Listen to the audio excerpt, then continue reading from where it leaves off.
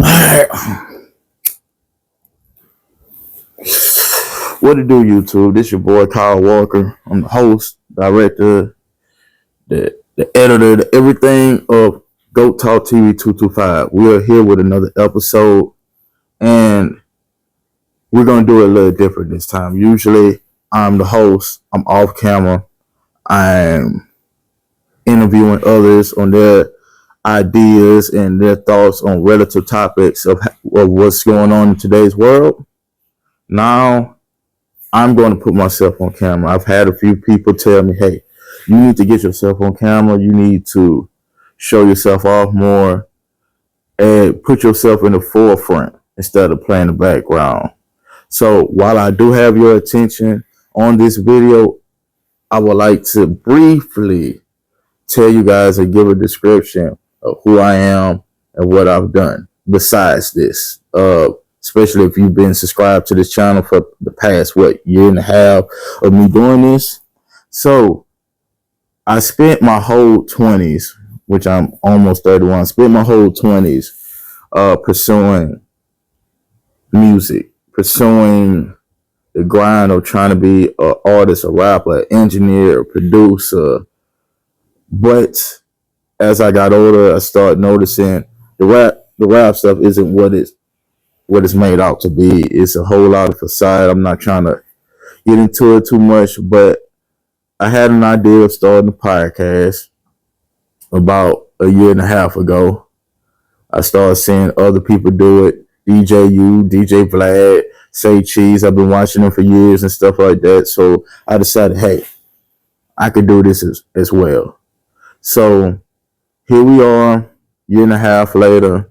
After all the music, all the everything I've done in my 20s, in front of the camera, behind the camera, now here we are on my own podcast where you've seen me interview some people that you've known, like for instance, the comedian Grosso Honey.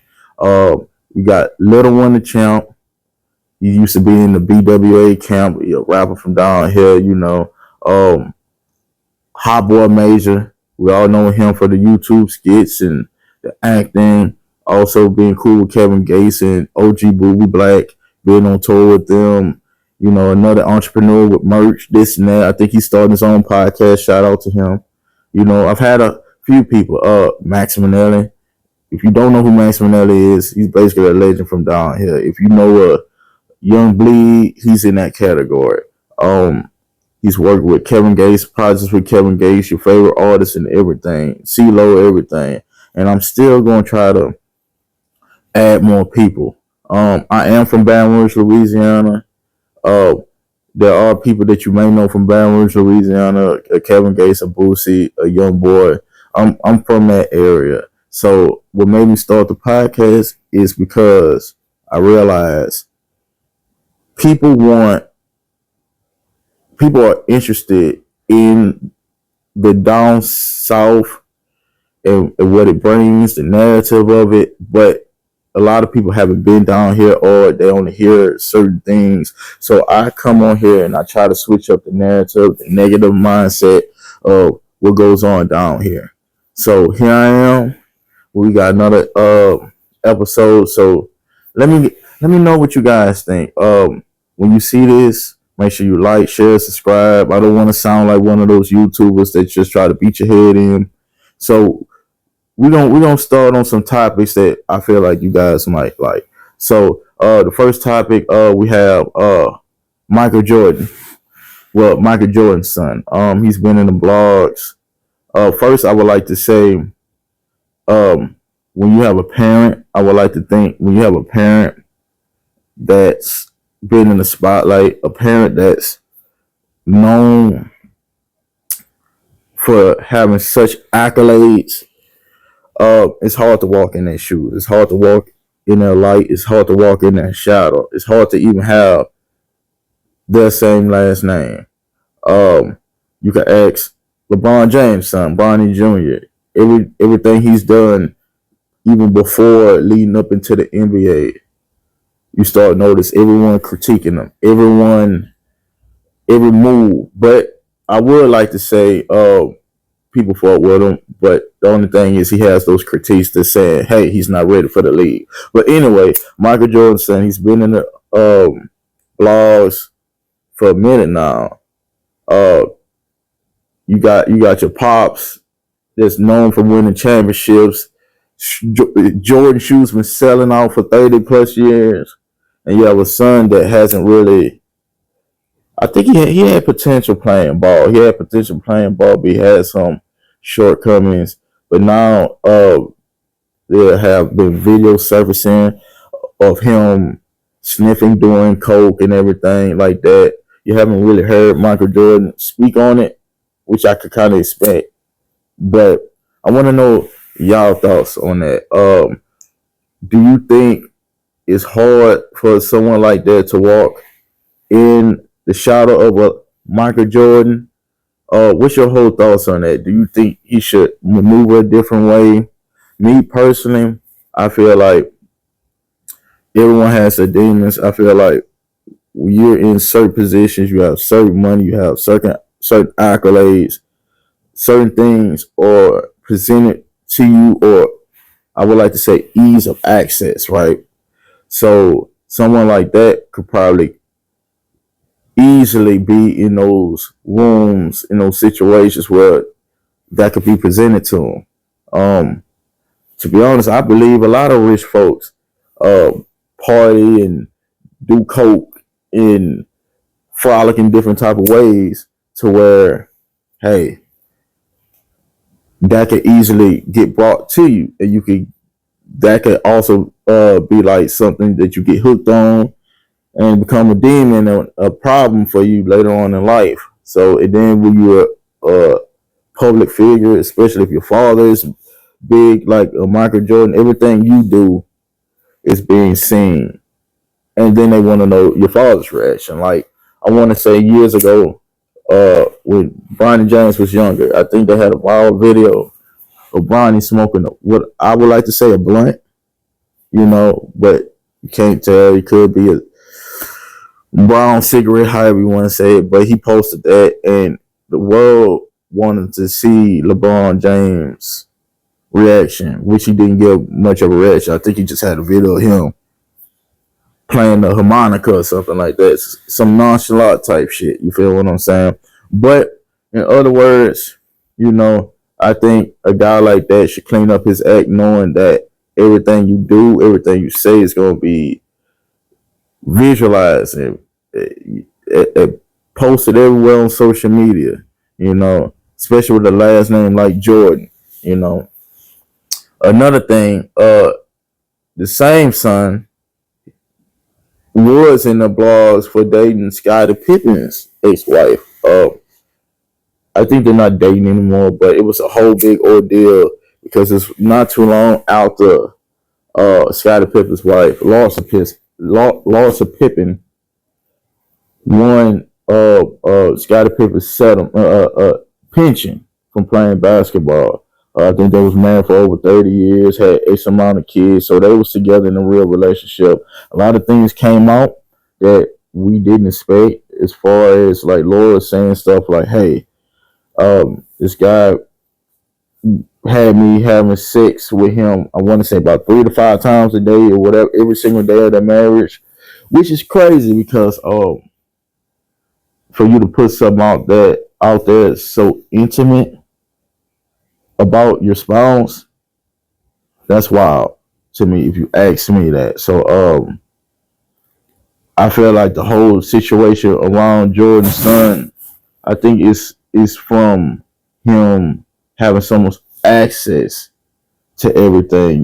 You've been seeing luxurious stuff since basically you were born, because your pop's been in a college star, NBA star, so you didn't have a normal childhood. So I could kind of blame that on that type of situation. But everyone lives their life. You grown, hey, you got your own choice to make. But I think he got arrested for possession of cocaine as well. But that was after all the videos surfaced on him doing coke. and dating Michael Jordan's ex teammate he won all them championships with, ex wife. So it's a whole messy situation.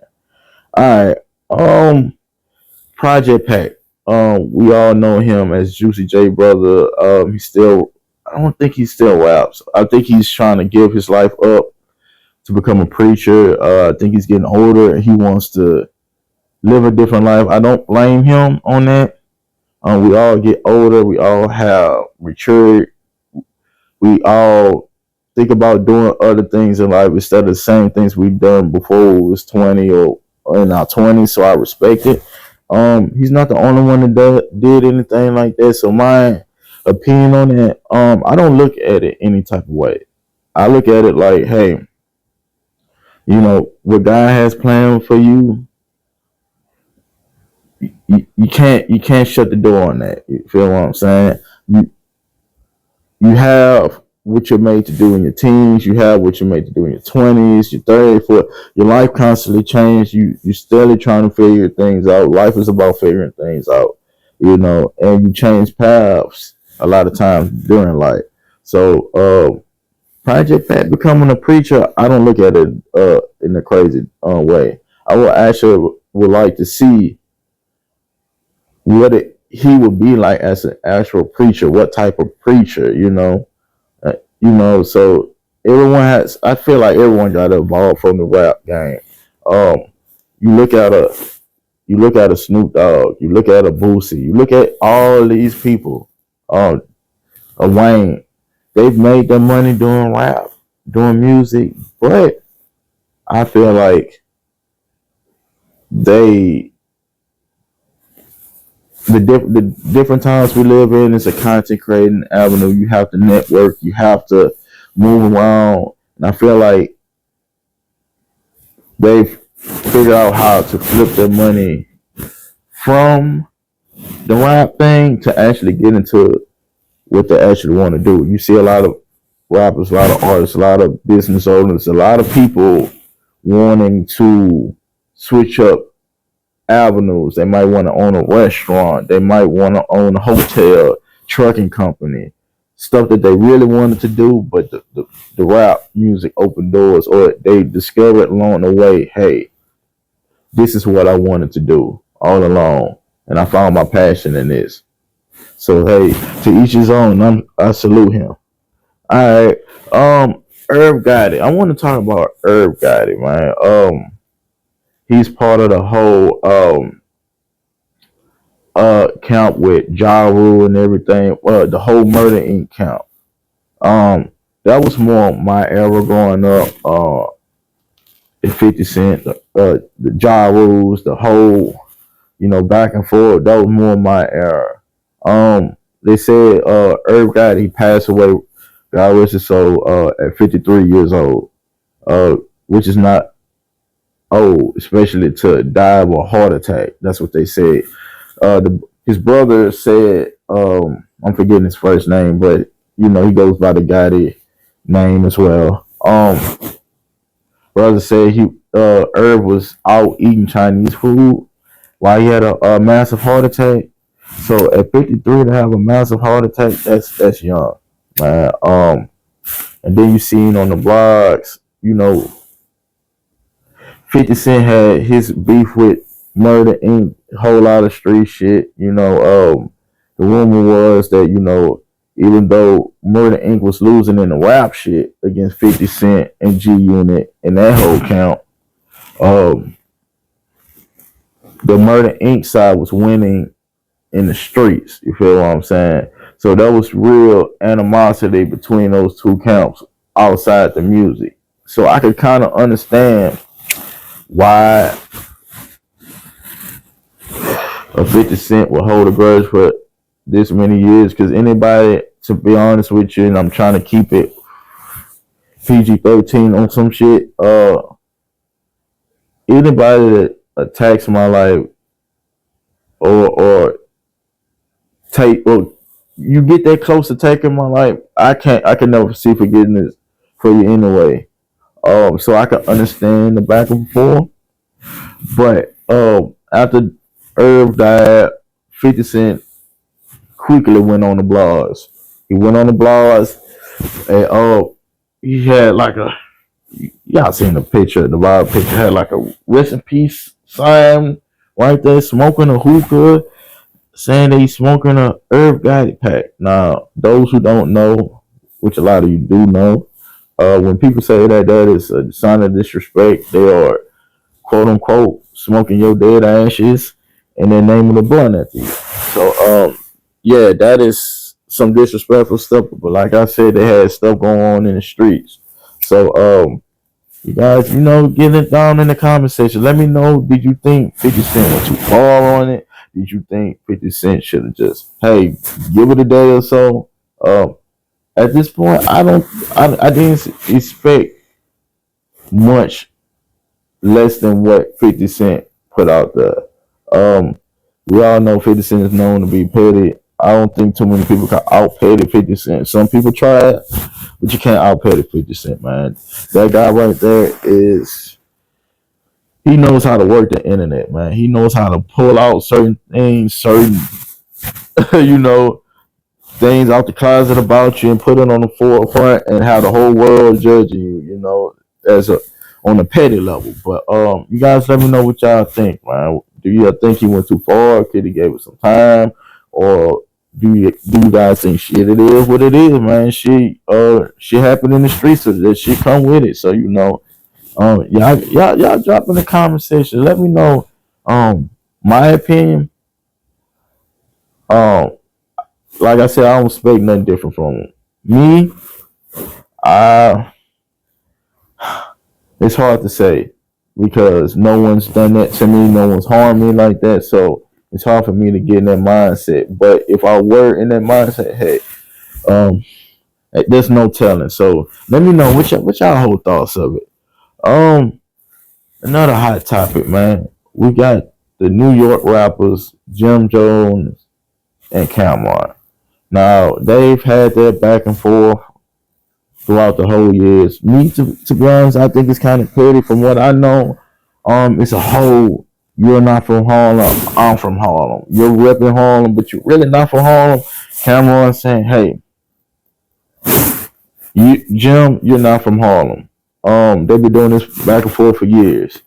Jim says, "Hey, I am from Harlem," but Jim will also admit to himself, "Hey, I was raised in the Bronx. Man, I was born in the Bronx, but I was raised in Harlem." I'm assuming I watched an interview with Jim where he said, "Hey, he had family in the Bronx and family in Harlem." Now, these are what we call boroughs, I think, out in New York. We don't have that down here in Louisiana. We just have cities, towns, and things like that. But hey, Jim, I've heard himself. He'll admit certain things to you that hey, I wasn't actually born in Harlem, and Cameron is using that like, hey, you weren't actually born here. I didn't see you around here.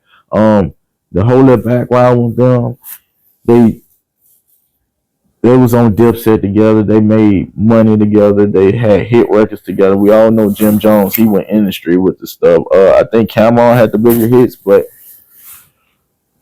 well, that depends. Do you think Cameron had the bigger hits? Do you think Jim Jones had the bigger hits? We all know Jim Jones went industry with the shit. He was linked up with P Diddy and had the Ballin' song. He had a couple more songs, but the song that he's most likely known from is Ballin'.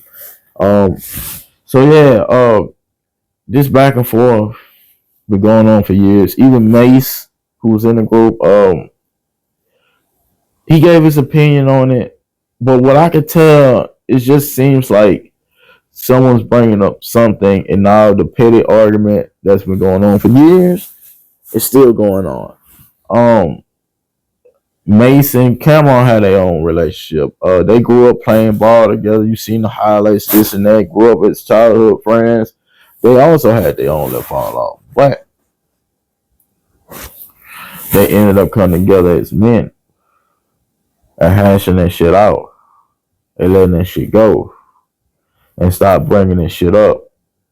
How I feel as a man, these guys are older than me, but I am still 30 years old, almost 31. I can say as a man, a lot of these arguments, a lot of these disagreements, I don't care if you poor, rich, middle class, a lot of this stuff is childish, in other words, and a lot of it could be worked out just with a simple conversation. Um, I think certain people don't want to let certain things go. So when Mad Day comes, we're going to be quote unquote petty and bring up certain things. And a certain thing, if you have a best friend, I don't care if you relationship, spouse, you just got a real good friend that you know for years. We all know certain triggers and certain buttons to hit that would get people going. So I feel like this whole "you're not for harm" thing kicks it right back up, and it gets the blogs talking about it, and it's something else to talk about. But once you get deep down into the whole ordeal, it means nothing. I've even seen that interview with Jules Santana. None of this stuff means anything. It's just a whole petty back and forth, man. People that made hundreds of thousands and millions of dollars together and came from out the slum together. One petty argument could break us up, and having our fan bases or the internet picking sides. So who do you think is right in this situation? For all those that still tapped in with me on this video, man, look, man, let me know, what do you think behind the whole Jim Jones, the whole Cameron situation? Do you think it's valid, or do you think it's just some petty stuff, man? Because people got gray hair in their beard now. You feel what I'm saying? People in their 40s and stuff working on getting in their 50s. So when you see people like that, hey, to me, I feel like that could be worked out better. You feel what I'm saying? But to each his own. I feel like people, when they have money and they have their own cliques, their own entourages, because even if you were in a group, everyone has their own life. Everyone has their own family. Everyone has everything, their own shit that's going on outside of the group. So I feel like once you have certain money, certain status, certain people in your ear, sometimes the pettiness, you won't let the pettiness go. So this person here won't let the pettiness go. This person here won't let the pettiness go. So we're just gonna continue to be petty, and we're just gonna keep this going, keep this going, keep this going. Sometimes when stuff like that happens, sometimes it turns up more. It goes for more than just being petty. It goes to street shit. So y'all hop in the comments, man. Y'all hop in the comments. Let me know what y'all think about that. Let me know what y'all think about the whole Jim Jones Cameron back and forth. Jules Santana didn't get it back then. He don't get it now. He's kind of the middle guy who fought with this person and fought with this person. He would rather them squash it. But from what I heard, which I've heard multiple interviews, none of it is behind anything. You feel what I'm saying? You can't control where you're born. You can't control where your parents pick up and move to. You can't control, hey, I'm gonna send you over here to live with this family member, and you be there for X amount of years. You just never know. So could you really blame someone? You feel what I'm saying? I feel like if you spend so much time there, you done had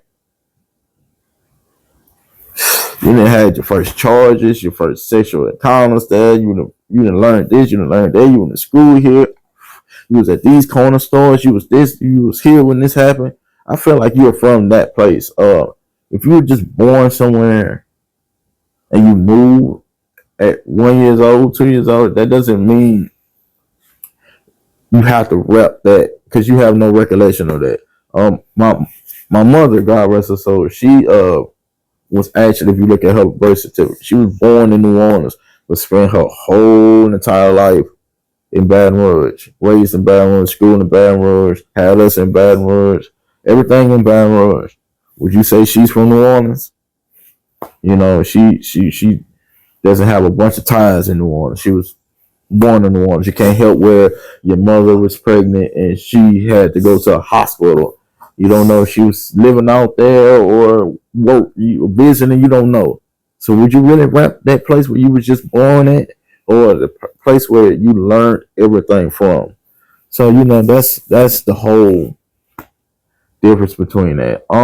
Another hot topic I want to bring up, since we were talking about 50 Cent, what I would like to talk about is how his whole back and forth with Big Meech. Now, growing up, I think Big Meech went to jail when I was like ninth grade, eighth grade, somewhere around that. So I was young. Um, didn't know too much of Big Meech. I'm from Baton Rouge, so I'm not knowing the. You hear the BMF stuff, but the whole quote unquote dope dealing thing in Detroit down here, I wouldn't know too much about that. But he's been in jail for a good portion of my lifetime, and just recently got out of jail. Now the whole crazy thing between that is at first 50 Cent embraced me, Big Meech when he came out of jail. We all know 50 Cent has switched up into the lane he's in. You'll see 50 Cent doing raps on here and there, jump on a feature here every blue moon. But what he's mainly known for is the whole. Now he's behind the scenes. He's got these shows. He got these movies. He got this. He can switch the whole lane. He done made an even bigger lane. So he started this whole BMF series. I think he bought the rights to Big Meech so he could sell that story and put that out like how he did. And what he did was actually get the man's actual son to play him in the show. But these days you can't just take people off the street and be in an actual movie, show, this and that with no type of acting experience. It's very rare that you can get acting experience. But you want to be on the camera too? Yeah, don't worry about her. I usually put her up, but this is my first time doing this by myself. So I have her out when I'm by myself. When I have guests, she's put up, but I guess she's gonna chill right here with us and get some camera time. So anywho, yeah, it's rumored that Big Meech did, like, I want to say, like a third party quote unquote snitching. This lady named Tammy somehow helped him get out of jail by quote unquote putting a statement for him, but without him actually saying the statement himself. You guys could dig into the details of it. I don't want to beat around the bush, or I don't want to tell you guys the wrong thing. But I would like to say, hey, everyone used to all these years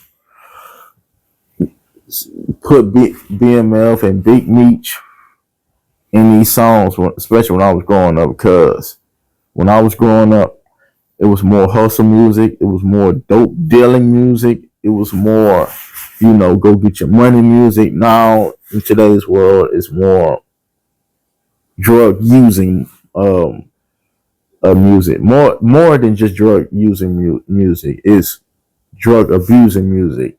It kind of, the way the music is now, they make it sound fun to do these certain type of drugs, but that's a whole nother topic.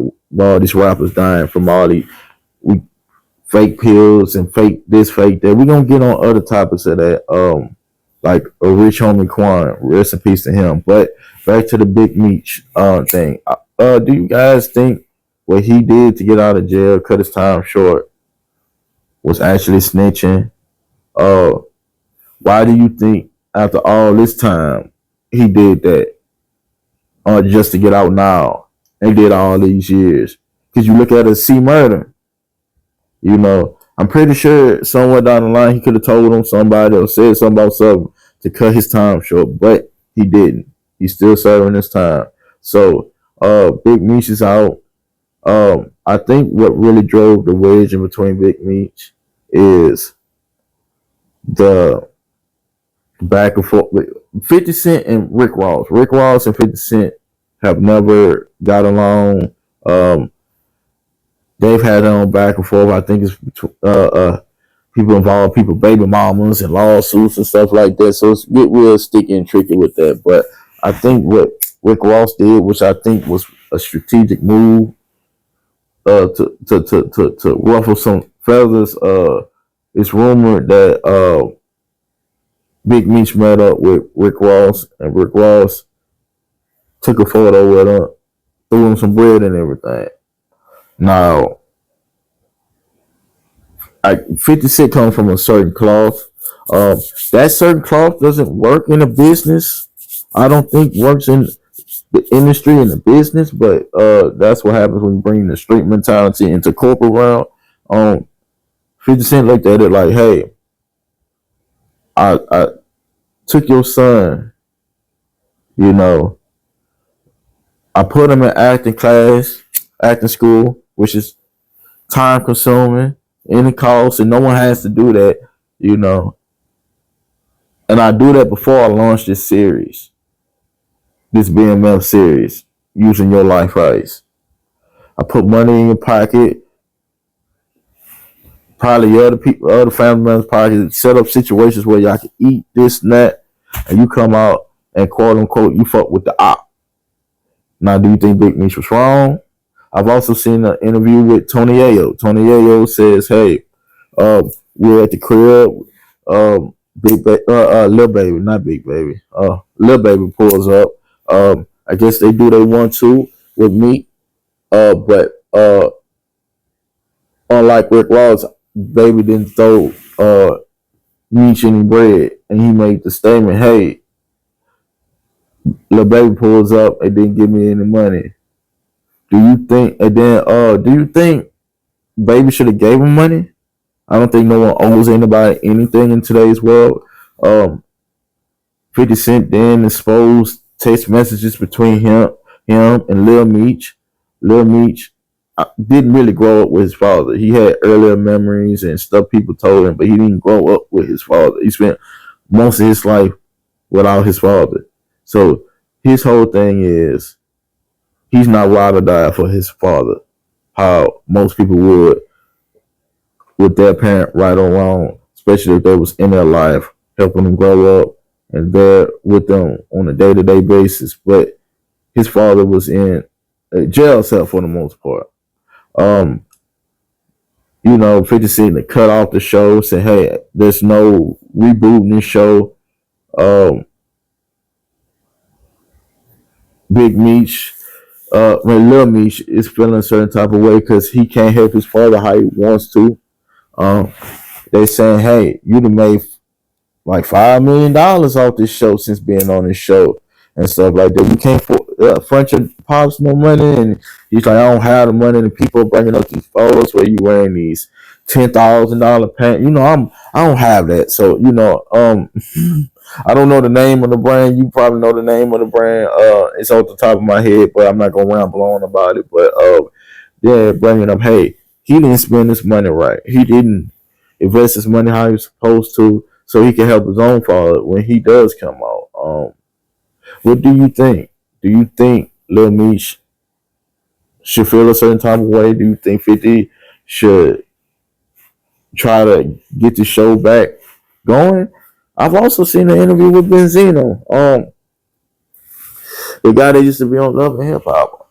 He says, hey, Stars wasn't going to continue the contract with the show. You just use this opportunity to say, hey, we're not going to continue the show because it is. Which I could kind of believe because, like I said, 50, he does this 1-2 punch where it's like petty. So, y'all let me know in the comments, what do y'all think about the whole Big Meech, Lil Meech, 50 Cent, even Tony Ayo. Tony Ayo is that guy that he's ride or die for 50, man. That's the one guy that's been in broke corner for the longest, no matter they had a disagreement or not coming up. What's your whole thing about that? Big Meech didn't come out as the Big Meech we knew going in, and you see everybody was arms around him and everything. Now everybody's, distancing themselves from him. So sometimes that's what the music industry does. They distance themselves from you. If you have any snitch allegations on you, that's another form of bringing the street element into the corporate world, which sounds crazy to me. But unfortunately, that's the times we're living in, man. You gotta stand on business to be a rapper, just to rap about some shit. And to be honest, I don't think most of the rappers are with the shit they are talking about. It's the entourage that they keep with them. They keep the real guys around them. They keep the real niggas around them so they can seem like, hey, I am a real nigga. These dudes validating for me. To me, a real one gonna stand on his own. If you look at me, man, if you know me from anywhere, when you do see me out, but I'm not a celebrity. I stand on my own. I carry myself a certain way. I don't want any trouble. I don't look for trouble. I barely even look people in the eye when I go out, especially in Baton Rouge, man. Murder rate gets high. It's so easy to lose your life, and the shooters getting younger and younger and younger. They got these switches on these. Man, that's real, man. These switches on these guns, wow. Man, you can't argue with nobody no more. So I move a certain type of way, and I just keep my head on the swivel, man.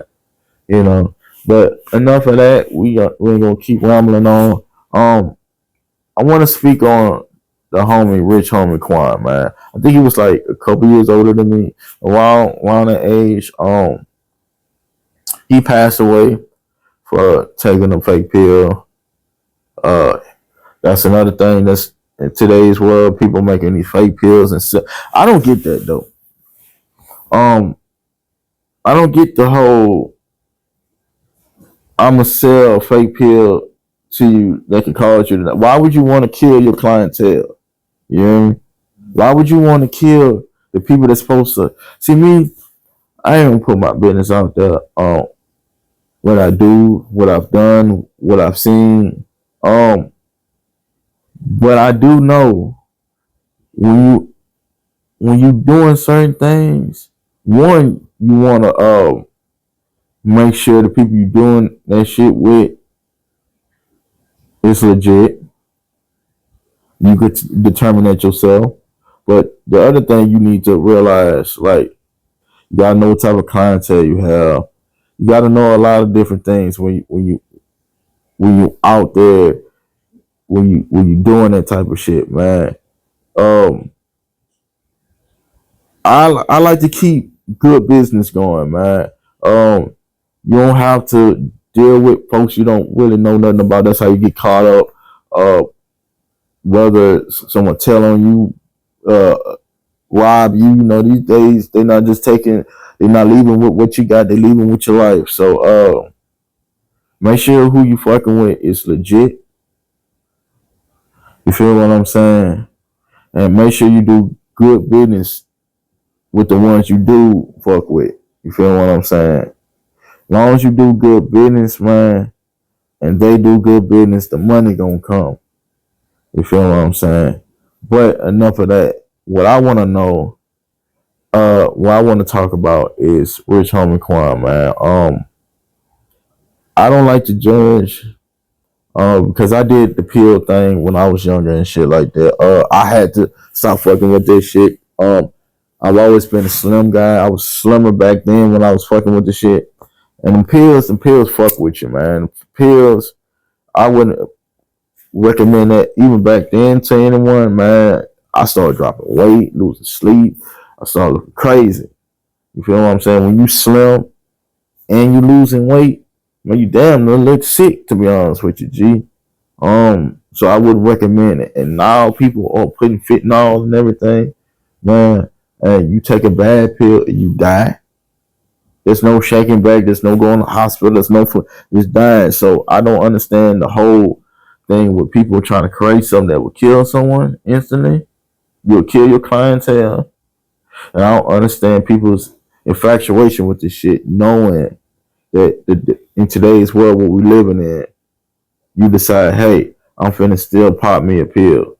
You feel what I'm saying? I don't sip no more. I don't do none of that stuff no more. Everything's different. Everything these days is made for you to be hooked on it.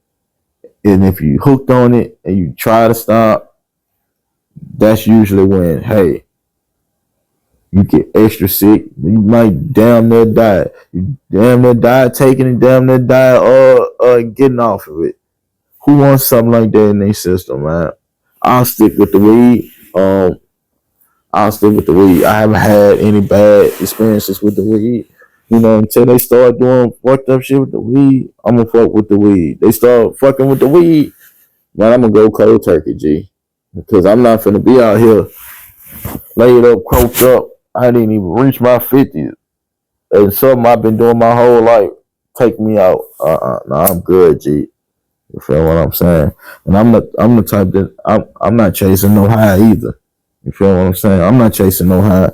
You know, I ain't gonna say I used to chase a high, but when I was younger, you used to be on Xanax, what they call bars, X, you got weed, this, that, third, you sipping bar juice, you sipping lean, you popping this, popping that. Only thing I didn't do is inject no shit in myself or snort no shit. I don't fuck with that shit. But all that other shit, and you mixing that shit, man, you don't know what you putting in your body. I didn't know what I was doing to my body. You feel what I'm saying? I'm glad I grew out that habit because, man, let's say if I still had them same habits, man, I'd probably be dead or extra fucked up, man. I'll probably be out here fiending because if I'm on pills this long, man, it's only a certain. It's gonna be a certain time where I'm gonna fuck around and bump into a fake pill, dog, and that's gonna be the end of me. I don't want my story to end like that. You feel what I'm saying? So anyone out there, you into the sipping, popping, smoking, and all this stuff all at once, man, take it easy, man, because you got to get older, man. You got to get older, man. And I'm starting to see that as I enter my 30s. You know, I'm trying to make it through the 30s and into the 40s. You want to keep living, man. You start up being in your teens and your early 20s living like there's no tomorrow. Because there is a tomorrow if you allow it to be. So, all right. I want to talk about the whole TikTok ban. It's past, but I want to talk about and give my opinion on it.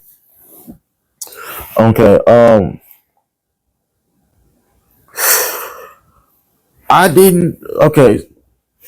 I'm into the content creating shit, but now I'm really, really into the content creating shit. In the beginning, my only content was my day, vlogging day to day. Me and my partners go out and hoop. I'm gonna make a reel. I'm gonna make it something out of that. Something to put online or us hanging out. I was always big on that. Even before it was big on social media, I was doing that. So coming into this space, being behind the camera, behind the scenes, working, it was nothing to me. Now I'm back on camera. I'm gonna start doing that shit. Fuck that. Y'all got me back on this bitch. You got the realest one in here. Because I feel like, hey,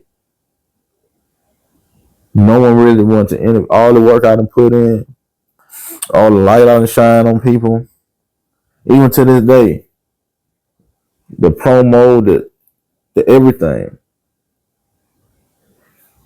No one decided to say, hey, man, let's go sit bro down, man. Let's go sit bro down.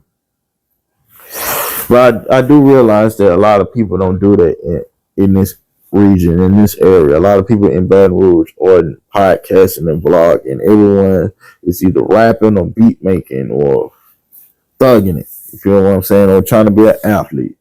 So I can understand we don't have a lot of avenues. Like we don't have record labels and companies and shit like that. No, we don't have none of that shit. So I can understand why. Now, don't get me wrong, my partner, Derek, and another guy, they did my first interview on a rooftop downtown, but they was like friends that was getting into some shit, and they used me as, as one of the newer guys on the newer platform. They didn't continue with this shit, but that's how I got my one and only interview. You can check it out on my page. You can scroll all the way down my videos. It's one of my first videos and it's chopped up, but I had the page since 2015. So let's talk about the TikTok ban, the content creating. I fuck with the content creating. I fuck with the fact that, hey, you can monetize off of this. You don't have to be stuck to a job. That's my goal. My whole goal is to be known for something, seen for something, doing this shit to where, because my personality as I get older, it's not built to be at a 9 to 5. It's not built to be. I have this long pecking order of people to listen to, and at any point in time, I could get cut off. That's my whole thing. So I would like to one day be in that space to where I'm my own entity, my own form of income. I already have that. If you don't work, you don't eat. Get up and go get it type thing. As you can see, I do it all myself, G. You seen? I seen toward the end of the year, toward when they was doing the election and stuff like that, the presidential debate and everything. It was a whole ordeal. I think it was Biden. Biden did that. He put it in. Don't quote me on this, but I'm thinking Biden put that in play where Biden was getting rid of TikTok. TikTok is, I want to say, something from China, out from China. So long story short, he leaves office. You have your presidential debate, this and that.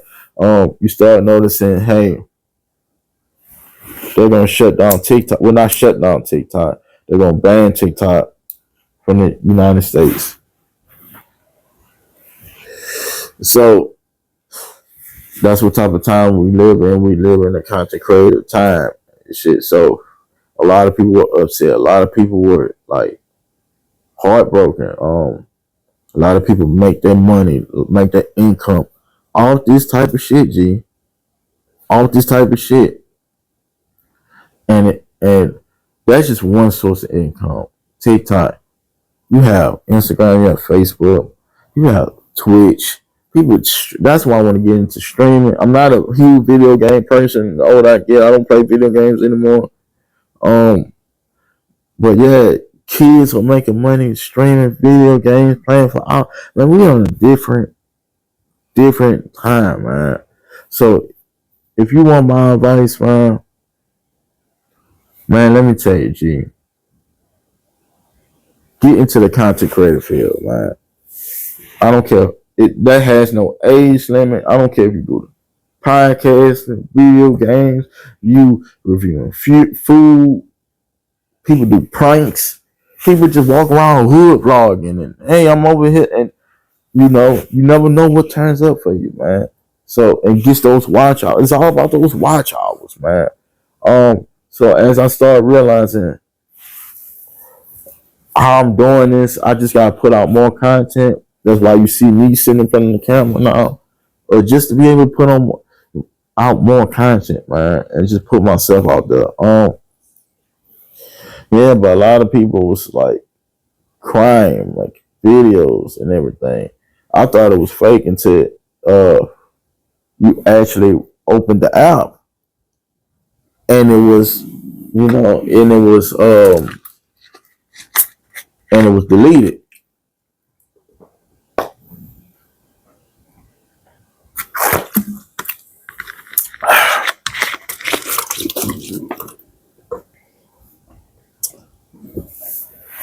All right. So a guy like me, I'm trying to get into the TikTok monetization thing. Not only that, I'm trying to get all my platforms monetized. So I can understand where they came from, man. You got people that bought homes off this shit, off of incomes, off of the social media pages, vehicles, pay their rents, put their kids to school, everything. They do everything. So I could respect that. Some people went a little overboard. But hey, uh, but I did see Donald Trump say, "Hey, we're gonna look into that," and it didn't take long. It did not take long, and TikTok was back up and running. At first, I didn't know how to use TikTok. I would just post around and stuff. It wasn't until I had a few clips that I reposted start to go viral, but once I started uploading clips from the interviews, I had more consistent content. At first, it wasn't reacting how I wanted to. But I noticed once I started getting the setup right, I started the views to go up more. So I'm still working on that, still working on all these platforms. So I decided, hey, for me to get these platforms, these pages up to where I needed to get to, I need to give you more of me. I need to put that same, I put in the same or more effort as I put in doing the music. I just wasn't in front of the camera how I was in the music. So I'm thinking, I got to be more in front of the camera, and I have to make myself more visible while still putting in the same work, while still interviewing people. But I didn't want to be in front of camera because the way life is and the way things go on, you don't want to put your face out there like that. You just don't know.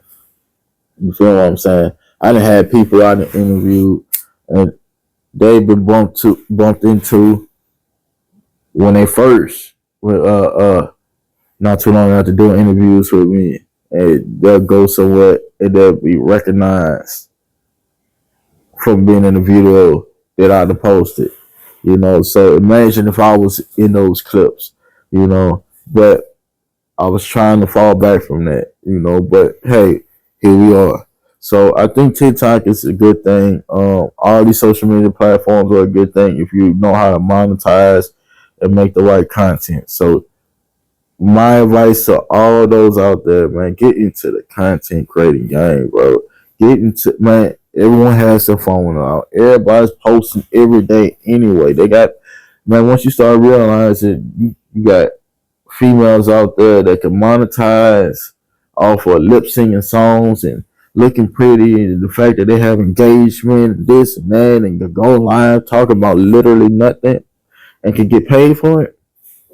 You telling me you can't film some shit and get paid for it? If you're an athlete, film that shit. If you're a musician, film that shit.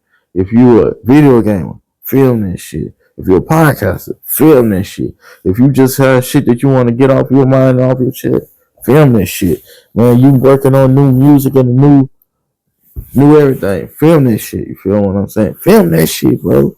I'm starting to see this shit, so I'm gonna fuck with that shit even more. So y'all stay with me. Y'all keep joining the journey. Stay with me, and we're gonna grow together, man. It's gonna be one day y'all gonna be like, "Hey, man, I was watching you in your earlier shit, man, and I was this and that." Cause man, one thing I know, man, I got the personality. I could control a room with my voice. You feel what I'm saying? So I look at it, man. It's time for me to put that foot down on that pedal. So I got a little extra time. So I'm gonna try to see what's the reactions on this shit, man. But I gotta put myself out there more. People want to see me more anyway. So hey, here we are. So I'm all in. 2 thumbs up for TikTok and all this other shit, man. Don't ban it. Let the people make their money, man. I even heard some shit where the people that wasn't in the United States, people cross seas and stuff, because they wasn't banned. It was just us in the U.S. They came online and got to talking shit about the Americans and stuff like that. It's their time to shine. I'm hearing that stuff, this and that. That's crazy, but I can see how, the United States, they got their eyes on them. Everybody want to be like the United States and stuff like that. So I can see how the United States could take over a platform like that, a Chinese-based platform, but it is what it is, man. That's how they go make their money. So I'm all in for this shit, man. Make you some content, bro. All right, we got Jello Ball, man. The second oldest brother of the three the three Ball brothers, man. You have Lonzo Ball, LiAngelo Ball, and LaMelo Ball. You know, um, two out the three are in the NBA. Got Lonzo Ball, who currently played for the Chicago Bulls. You got LaMelo Ball, the youngest brother, who currently plays for the Charlotte Hornets. And not LaMelo, LiAngelo, who they call Jello, he had his trials and this and that, but he hasn't really made a team. Now, if you ask me, I think it's some blackballing, some higher up type things that's stopping him from being in the league. Because you can't tell me out of everyone that's playing in the league, there's nobody that could use a Jello ball on their bench, or there's nobody that Jello ball is better than. I don't believe that. When you see LeBron James be able to get his son drafted at the last minute, and his son is drafted to the team his father's on. Come on, he wasn't drafted to the Orlando Magic. He wasn't drafted to the Cavs. He wasn't drafted to the Spurs. He wasn't drafted to the 76ers. He was drafted to the Lakers. So when you look at stuff like that, man, I look at LeVar Ball. At first, I thought he was crazy. I thought he was big mouth, but I kind of understand it now, man. But sometimes you gotta be your people, big supporters, man. When you start hearing the background story of how he raised his kids, trained his kids, been active in their life since day one. You know, it's a black father with a white mother, but he purposely got with and married and had children with a tall woman, a woman who I think the mother's like 6'2", 6'3", who played basketball. LeVar, I think, played basketball and football. He's a big guy. So he had this plan from the beginning, man. When you look at stuff like that, man, I don't knock it. He took an unconventional route, but he put the spotlight on his sons. He put the spotlight. It's what you do with the spotlight work. It's whether it works or not. But the guy was all on ESPN, everything. Everywhere, all on the blogs. That's how you knew about his sons. He wasn't quiet about it. So LiAngelo Ball, the middle son, he has the hottest song right now. The remix the Tweaker has Lil Wayne on it. But he has the hottest song right now, bro. A lot of people think it's a one-hit wonder. A lot of people had their own speculations, but how his song blew up, he was on a stream and previewed a snippet, and it went crazy. So now he's performing at Lions playoff games, performing at NBA games. You can get a Lil Wayne on your song. You have all the industry people want to be on the remix. We already know what that's for. I'm surprised he didn't make a remix with about 5-6 people on that motherfucker. But now he's a rap star. I think he was blackballed from the league, all behind some sunglass situation, some about stealing the sunglasses out there in China. I was in school when that was going on, so I think it was something like that. But ever since that situation happened, he hasn't really had the opportunities he would like to in the NBA, or when he does have the opportunity, he doesn't get, those roles. Because certain teams that he's tried out for, like the Charlotte Hornets and the Detroit Pistons. You telling me the Charlotte Hornets and the Detroit Pistons don't have what this guy needs? What these teams need? There's nowhere on the bench where this man can fit on his bench, man. Come on, man. It's a blackballing, but it's what you do with your life. I'm thinking because LeVar was so loud with it, and they was looking for something wrong, and when something did go wrong, they just stuck to it. But yeah, he has the hottest song now, man. He signed. I think he signed with Def Jam. He continues to own all his music.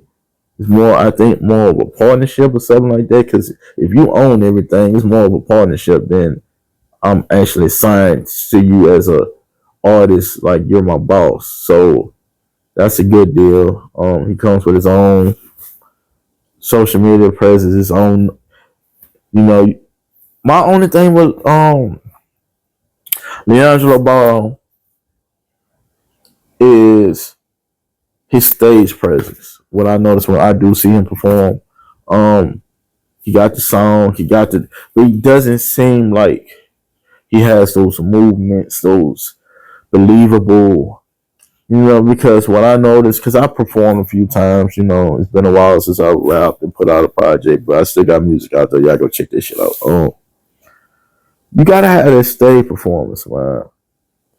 And I never practiced on stage performance, but I knew when I had my first show and shit like that, man, I shut this shit the fuck down.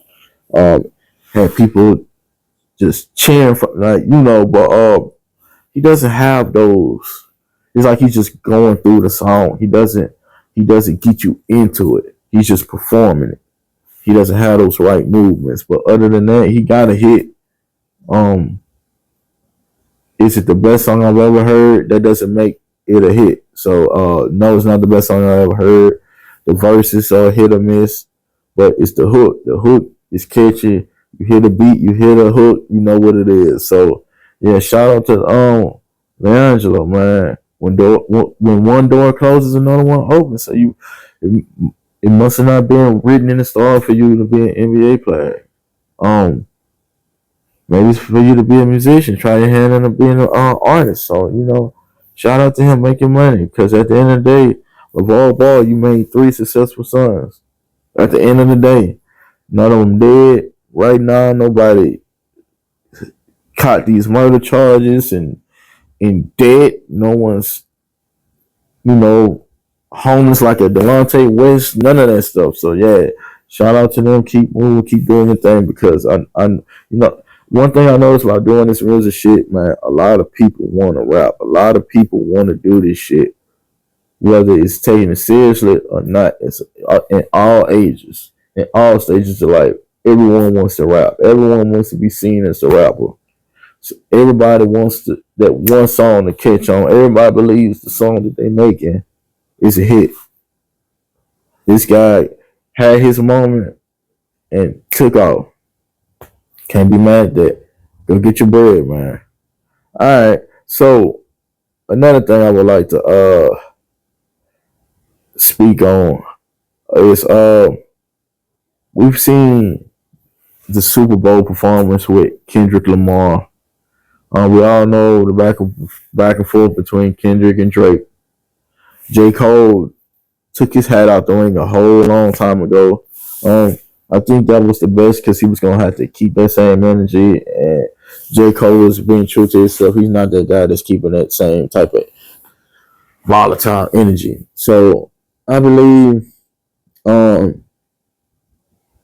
we've all seen the Super Bowl. Everybody have they mixed opinions. People say the crowd noise is fake. You see the symbolic shit. Some people didn't like the symbolic shit. You got people watching it that never heard of Kendrick Lamar. They don't get his style, mainly because he was performing all his new stuff, mainly from the album and the diss songs and stuff like that. Instead of his hit records, like a DNA or something like that, or Money Trees, or Bitch Don't Kill My Vibe, or no shit like that. Nah, he was performing from the album a lot of and he performed 2 diss songs. I think the Euphoria and the Not Like Us. Now Drake is suing Universal Music Group, who he is signed. I think both of them were signed on the Universal Music Group. Universal Music Group, I think, is the biggest entity. Excuse me, y'all. Biggest entity when it comes to the music industry, as far as an actual label. I think if it's not the biggest one, it is most definitely one of the biggest ones. It has all these other labels that we speak on. They're actually under Universal Music Group, so that lets you know how big they are. You got Drake, suing. You feel what I'm saying? You got Drake suing, not Kendrick Lamar. He's suing Universal Music Group for pushing the diss song. We all know if it was just a regular diss song, um, if it came out how other diss songs came out, it would have had the reaction. It wouldn't have had the same reaction. The reason why this song keep doing what it's doing is because we all know it's a machine behind that shit. But the machine is only pushing the song itself. So people already have their reaction to the song. It's just the machine's just amplifying it. So now Drake is suing the machine, quote unquote, that is pushing the diss song. Now, what y'all think, man? Do y'all think it's a weak move? Because we've seen Drake in rap battles. I think before this, the closest one that went crazy was the one with him and Pusha T. But Drake, when he's doing these songs dissing people, or Drake usually doesn't make a whole diss song to subliminally diss you. But when it came to Meek Mills and the Pusha T thing, he fucked over Meek Mills, and he had a fighting hand with Pusha T, and that shit got squashed. But that shit with Kendrick Lamar and Drake, that shit ain't getting squashed. And they was playing diss songs all on the radio and shit like that. That was the different thing as well. But do you think that was a weak move? Me? Yeah, kind of, because the shit you talk during your music, when you are going to get someone, you feel what I'm saying? Drake is usually the guy known to be on top. Now, don't get me wrong, Drake still gets more streams. Drake still the more popular artist. Drake still has the better body of work. But if we talk about this song's impact and right now, you gotta give it to Kendrick. That's why Kendrick was the headliner on the Super Bowl, this past Super Bowl. Do you think Wayne should have been the guy on the Super Bowl? Like how everyone was saying? Me personally, no. I think that was just some people ran with it, and then once some people ran with it, everyone started running with it. Because we all know with these Super Bowls, the hometown artist isn't always the headliner. That's not how it goes. The Super Bowl was held here, and the hottest artist from there is headliner. That's not how it goes. So for them to pick Lil Wayne to be that, it's like, yeah, Wayne has that body of work. Wayne, you would say, is the technical big artist, but who's the hottest right now? You'll have to say Kendrick. Why would you say Wayne? When you say the hottest song right now is Not Like Us, there's no song that Wayne dropped so far as of lately that is as hot as Not Like Us. So it's only a strategic move. And they said, I want to say he surpassed Michael Jackson. Michael Jackson was the biggest watched Super Bowl until Kendrick Lamar. So it was a strategic move, and it made sense. So if you ask me, it makes sense. I like the performance because, I know Kendrick as an artist. Kendrick, got the certain shoes that's subliminal, the lowercase a, the A minor chain, all that stuff subliminal. You got a couple of Drake's exit up there. You got Serena Williams up there. You got SZA up there. And then when you look at it, Serena Williams, you are married. And you, which I'm assuming got paid, but you're up there during the Super Bowl dancing to this song to your ex. Now, people have their mixed opinions. Make sure y'all go subscribe to this shit. A lot of people have their mixed opinions on that. Like, shit, if you ask me, shit, If you married, you shouldn't even be thinking about your ex. I know that was my wife. Uh, yeah, we're not conducting ourselves in that, man. This is all behind your ex boyfriend. You're married to me now. We're leaving the past in the past. That's how I would look at it. But to each his own. So y'all just let me know what y'all think about that. The whole Kendrick Lamar uh Super Bowl performance, the whole back and forth with Drake. Do you think it was an actual good Super Bowl performance? Because I've seen clips online.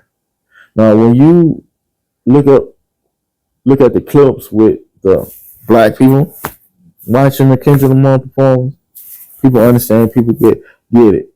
But I also seen videos and clips where they promote older Caucasian people, older white people listening to Kendrick Lamar for the first time rapping, and they're not getting it.